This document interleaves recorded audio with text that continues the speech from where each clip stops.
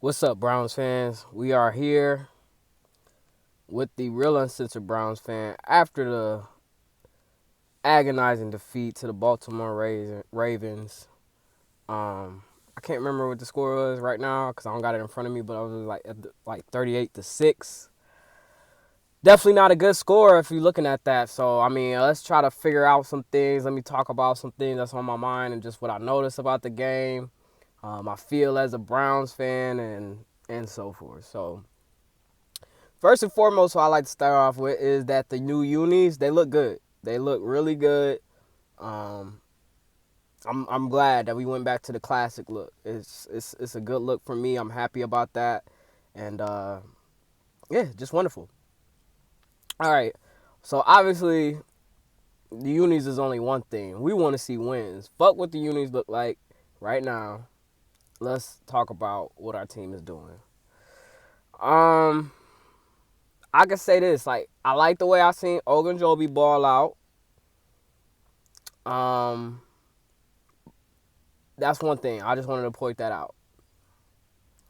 But for real, like that's Calias Cambell, man. Like he was balling the whole game. You know what I mean? He caused a turnover on Baker and batted balls and I mean I knew that and I'm not an expert. So if I knew that, they had to know that. And I mean there ain't nothing you could do about that. That's a great player. And I understand that. So, I mean, it's a big shout out to him. But the thing is that we don't just get into it, man. Let's just talk about it all. So, I like to say this. Our offense, I'm happy about what our offense looked like. Okay? I like the structure of it. Okay? It feels like a real offense, an offense that this team can ride on. It seems like a very fit offense, so the Kevin Stefanski offensive system, the West Coast or whatever you want to call it, the Shanahan or whatever, but it's Stefanski's offense, so it's a little different. It's a good look. This is gonna pull the team in for success offensively for sure. Uh, the team seemed focused. That's another good thing I could say about what's going on is that the team seemed focused. Njoku is who seems the most focused. I never looked at him as a real key player because I just always seen, at least from what I feel from him, that he didn't take football serious enough. Like, got an amazing chiseled body, like athletic as hell. You know what I mean? Like, dude looks like a freaking Greek god, you know what I'm saying, sculpture or something like that. But it just seemed like he just wasn't serious about football. Like he was just too much about like trying to be a celeb. I don't know. It just didn't seem like that. And that's why I never really took him serious. But the way he played today and the way he just showed up, I mean, if we could stay like that consistently all season, I mean, I would see why he feel like he should, he could bring his value up, man. He could bring his value up of why he feel like he needs to get some money. It just gotta be consistent, but he seems focused for sure, so that's a good thing. And it seemed like the rest of the team is focused. The thing against like the Browns is that we still finding our identity. It's like we got an identity as far as offense, but it got a gel. We got a good ass frame. The offense is a good ass frame. Now we gotta build muscle. We a skinny little mini right now, but now we gotta start eating meat, getting full, bulking up, and us being able to throw a punch, a real hardcore ass punch on some like Paulo Costa shit. Like it gotta be like that. So the offense is, I mean, the scheme is, that's the one thing I could walk away with offensively being happy about. Defense, I mean, they got exposed, but that was Lamar Jackson. I mean, the dude was an MVP, and I mean, honestly, the dude is like LeBron James in the NBA. Like, swear, like, the dude can do it all. It's like you can't stop him. You can't stop him from running. You can't stop him from passing. Same way you can't stop LeBron from going to the hole. Like, it's really hard, you know. And then and when he's on as far as his 3-point, same way Lamar is on with his passing, which he was today, it's like he's almost unbeatable. And that's the scary part about it, because it was like, okay, you look back and yeah, anybody could have drafted him. He was like the last quarterback picked in the first round. But I know that it was a strong campaign to some people saying that the Browns should have got him. He would not be doing this shit with the Browns. Like, guarantee. Like, Baker was the mental makeup that I feel like the Browns needed. But the thing is, right now, is because of this offensive frame, there's no more excuses for Baker at this point. You know, I give him 3 more games after this game to really be like, all right, I really need to see something from you. I hope he starts showing up sooner. But this offense is geared for him. This is a perfect tailor-made offense where it can take less stress off of the quarterback. But at the same time, the quarterback still got to do his job. He still has to do his job. But it's going to make it have the easy. All he has to do is live up to his play. The problem is that there's so many. There's Patrick Mahomes. And then there's Lamar showing it now, where it's like, these dudes get it done in so many different ways. I mean, to their throwing angles, to their throwing motion. Lamar throwing side-handed. Patrick Mahomes throwing side-handed. You know, like, just in the athleticism to be able to create in the pocket. And, like, Baker showed that today, and I'm proud of him. I'm super fucking proud of him. But at the same time, I'm looking at him a little bit like, not that, like, he can't be the guy, but it's like today I was listening to just not too long ago, I was listening to his interview, and you could say like I'm wrong or whatever like that, like that's too much, but like I need to hear more accountability as far as why this ain't go right. Yeah, Nick Chubb had a fumble, but that's only due to because he had to make up for what the passing game wasn't doing. You know, he had to try to give that extra effort, and then whenever you give extra effort, whenever you try too hard, it just sometimes that over pursuit leaves a room for error, and people capitalize on it. It's like being overzealous. It's like judo. You know what I'm saying? Like if somebody tries so hard to like knock somebody over and somebody just kind of counter it, you know what I mean, and take advantage of your momentum or whatever have you, shit like that with the fumble is gonna happen. Yeah, it shouldn't have happened though, but at the same time, you could expect the effort because he was trying to fight for extra yards. It's just unfortunate. But, like, for us to be able to win now, like, this is a complete balanced offense is what I'm looking at. It's an offense that is really balanced, that's predicated on the run being successful or the pass being successful so the other could be successful. It cannot be one-sided with this going forward is what I'm looking at. Like, in order for the run game to be successful, the pass game got to be successful.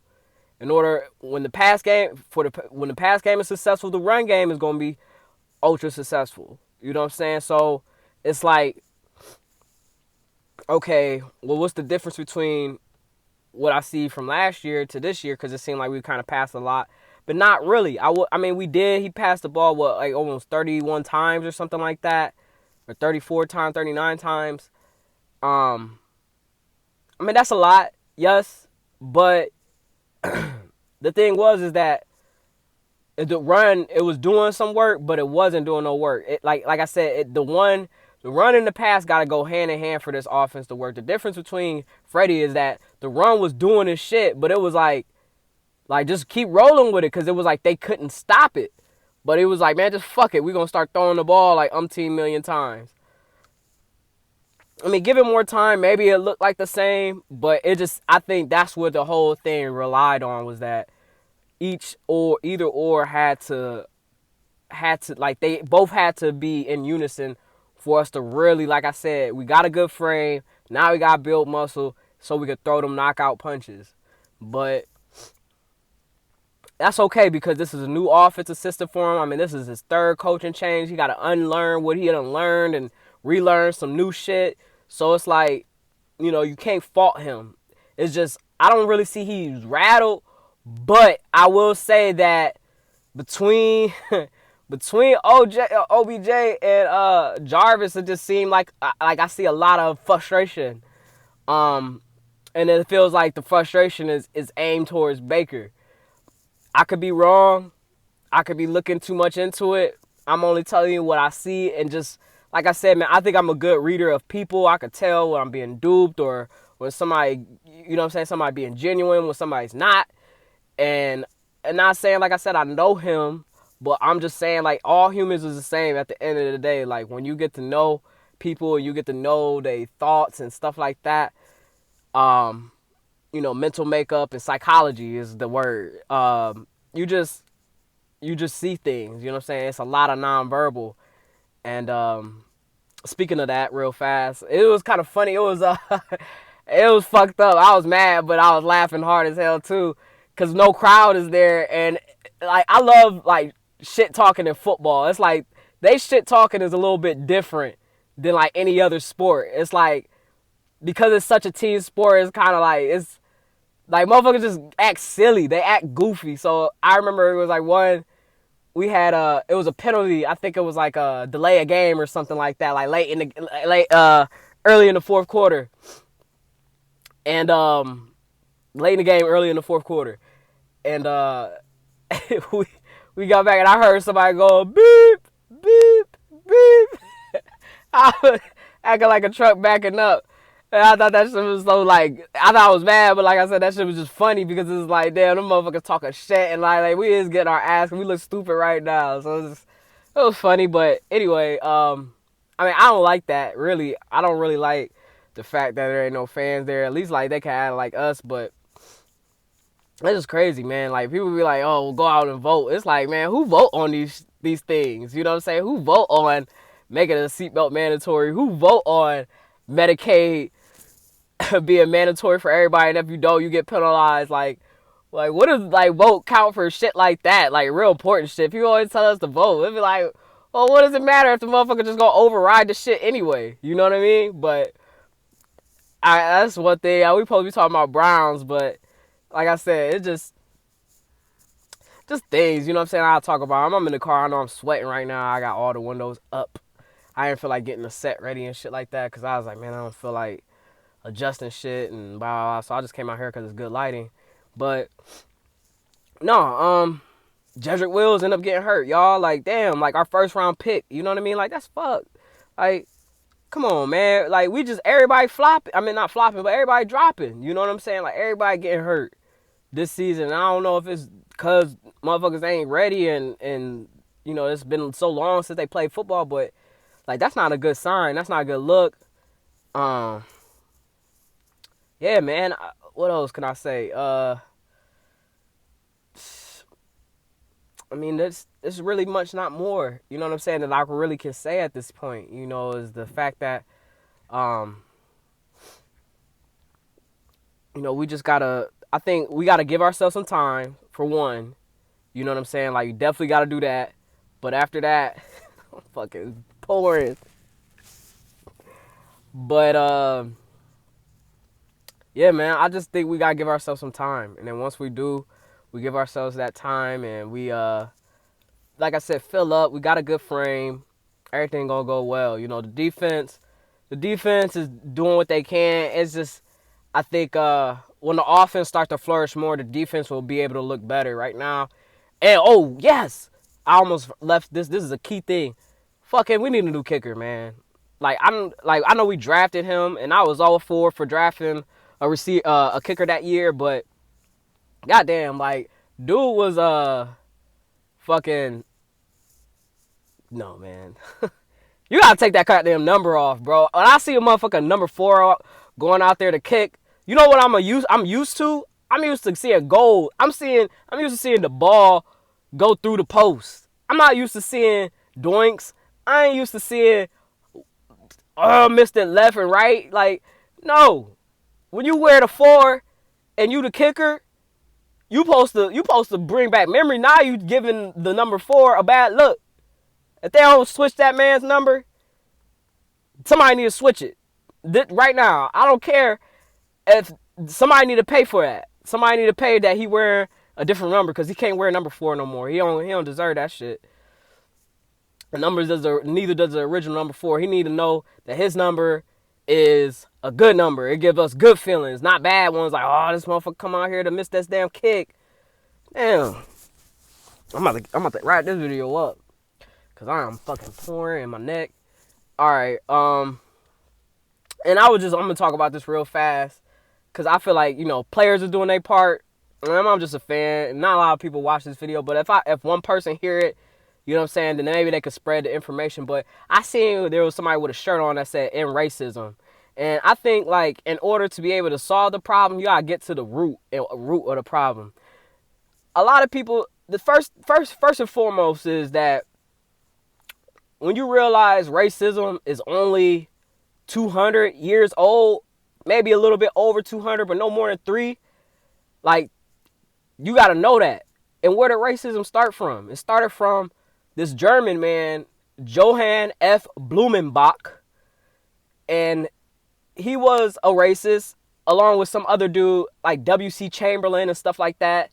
They were all racist. I think they was part of Ku Klux Klan. Not 100% sure, but he was a German dude, and he started racism by categorizing races into 5 chief races, with Caucasians, white people as we know, being the original race and the most superior race because they came from the Caucasus Mountains, which is like in the Middle East, but a little bit north, but you could find them. It's not too far from like Israel, a little bit far up or whatever like that. Fucking lie, obviously, but science, we know that now because science has told us, that everybody comes from one man in Africa. So the thing is, when we realize that, is that racism was only perpetuated only some 200 years ago, that this shit was not always like this, that we were all created equal. Y'all need to know that. Y'all need to know that this was a paradigm, this whole little idea as far as racism and us hating on somebody because of their skin color was incorporated by another man's belief, And that's fucked up because it shouldn't be like that. These kids shouldn't have to grow up hating one another because of somebody else's beliefs. Because when kids grow up and shit, they do not worry about that shit. They do not care. They do not think about that stuff until they start to develop those ideas and those behaviors from the people that they watch and their community that they grew up in. So cause sometimes it's not even the parents. The parents can only do so much. You let your kids go out to school and stuff like that. You know what I'm saying? They brains is vulnerable to whatever comes at it. And I mean, I'm not saying super shelter your kids, but it just like goes to show, like, just make sure your kids is aware. You know what I'm saying? Know these facts. Like I said, Johann F. Blumenbach was the dude that started racism by dividing races into 5 chief languages or not languages, 5 chief races. And he had hope. You know what I'm saying? So really white people are black people, but they just turned white. That's it. We all created equally, but we all the same. It just they white. And they just produce when they can't have colored children, and that's okay. Like, that's fine. You know what I'm saying? They can have colored children if they have, sex with or, have experience with a black person, but other than that, they're not going to create different too many shades. It's only, black people that's going to create the shades, you know what I'm saying, where I got, 2 dark-skinned cousins that made a super light-skinned cousin, you know what I'm saying? Same way with, I had a cousin that's albino, he looked white, but he black, you know what I'm saying? So both his parents black, almost as black as me, so it just, we all the same, y'all. And that's how we could end it. Let's find out where this started from and just end it. All right? The real uncensored Browns fan. I'm about to post out, man. It's too hot up in here.